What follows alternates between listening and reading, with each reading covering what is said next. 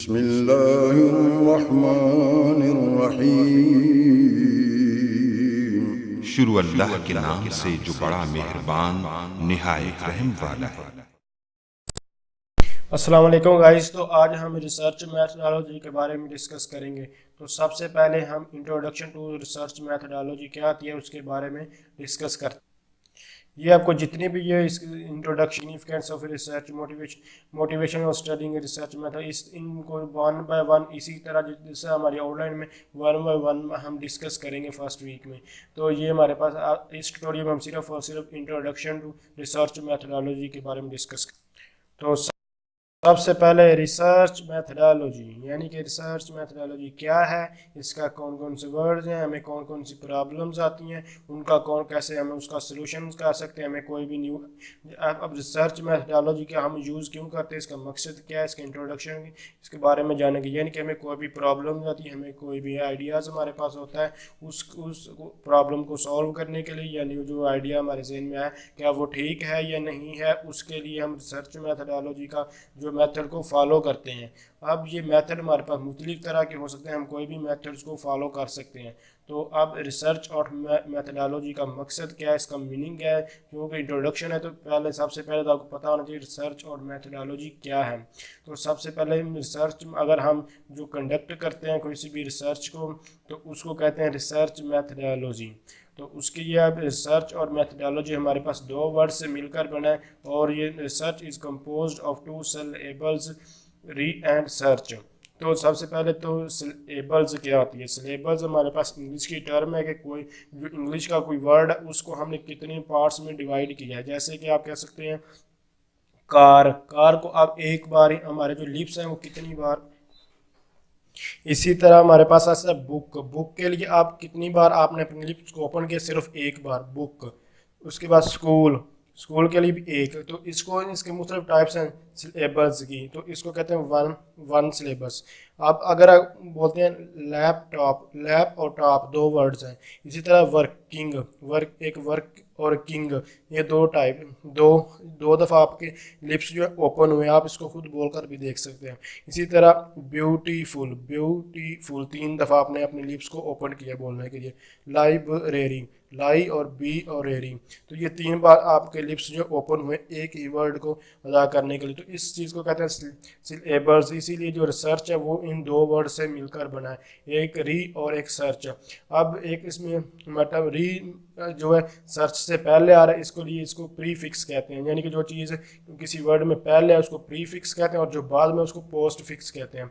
तो इसलिए यहाँ इसको प्रीफिक्स कहा गया और जो सर्च है इसको हम पोस्ट फिक्स कहेंगे। यानी कि ये जो सर्च है ये सर्च से पहले री है और उसके बाद री के बाद सर्च है, तो इसलिए रिसर्च कहेंगे। अब री दो वर्ड्स हैं, तो आप री का क्या मतलब है, न्यू या अगेन, कोई भी चीज़ जो दोबारा या नई मेथड से उसको सर्च करना। और अब सर्च है सिंपल, अगर री की बात करें तो वो अगेन और न्यू है। और सर्च के मतलब क्या, कोई भी चीज़ फाइंड करना, कुछ भी सीख करना, फाइंड आउट या क्लोजली केयरफुली, इसका आप ये वर्डिंग ले सकते हैं।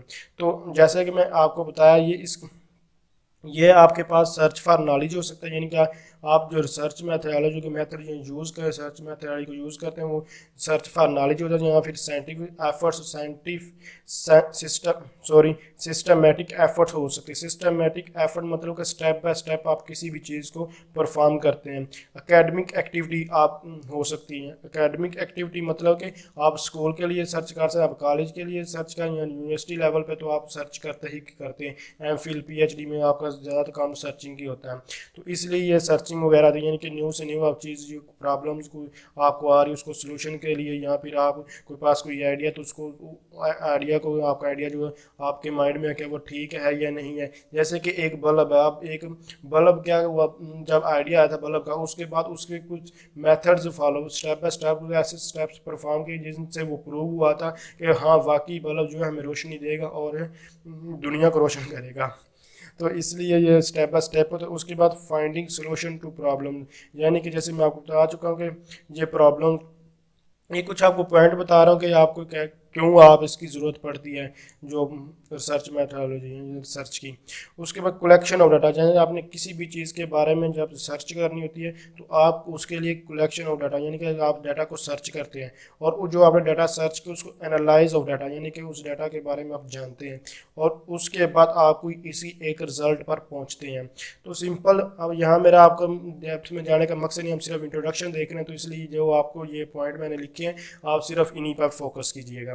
तो नेक्स्ट ये कुछ रिसर्च कैन बी डिफाइंड, यानी कि हम रिसर्च को कैसे डिफाइन कर सकते हैं। सर्च फॉर नॉलेज में आपको बता चुका हूँ और उसके बाद आप जिस चीज़ के बारे में नहीं जानते होते उस चीज़ के बारे में जानने के लिए आप जो है रिसर्च करते हैं। और थर्ड पॉइंट में ये कहा जा रहा है कि यानी कि आपके पास कोई भी प्रॉब्लम्स आई है या यानी कि वगैरह को देखते हुए सब सारी चीज़ों को देखते हुए तो आप कोई भी प्रॉब्लम को सोल्यूशन निकालते हैं। ये थर्ड पॉइंट में भी यही था।